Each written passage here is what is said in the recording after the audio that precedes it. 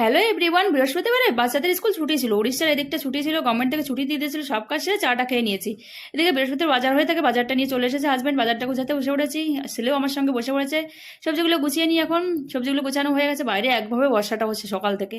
এখন মোবাইলে কিছু কাজ করব, স্নান সেরে পূজা করবার জন্য গাছে ফুল তুলতে গেছিলাম। এই সাইডে ফুলের টবগুলো রেখে দিয়েছে। গাছে দেখো কত সুন্দর সুন্দর ঝাল হয়েছে আমার গাছে। পূজাটা দিয়ে আবার দুপুরে রান্না করবার জন্য সবকিছু গুছিয়ে নিতে হবে।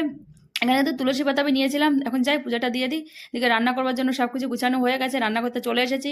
বড়ি দিয়ে রান্না করেছিলাম, এইভাবে নিরামিষ রান্না করে থাকি যে মাছ না থাকলে। মাছটা ছিল না, তার জন্য অনেক দিন হয়ে গেছে, মাছটা পাওয়া যাচ্ছে না, পুরো 1 মাস হয়ে গেছে। রান্নাটা কমপ্লিট করে নিই, ঝিঙেটা ভাজা করেছিলাম, কচু ভাজা করেছিলাম, আর এই যে তরকারি বানিয়েছিলাম। তো রান্নাটা কমপ্লিট হয়ে গেছে, আর কারেন্টটা ছিল না, তার জন্য প্রেসার কুকারে ভাতটা বানিয়ে নিয়েছি। বেশি কিছু রান্না করেছিলাম না। তো সবাই মিলে দুপুরের খাবারটা খেয়ে নিই। বিকাল হয়ে গেছে, বাচ্চারা এই যে এখানে খেলছে সিঁড়িতে, বর্ষাটা কমে গেছিলো তার জন্য। স্নেহার ফ্রেন্ড উপরে বসে গল্প করছে। ভিডিওটা কেমন লেগেছে অবশ্যই জানো, ভালো লাগলে একটা লাইক করে দেবো। বাই বাই বন্ধুরা।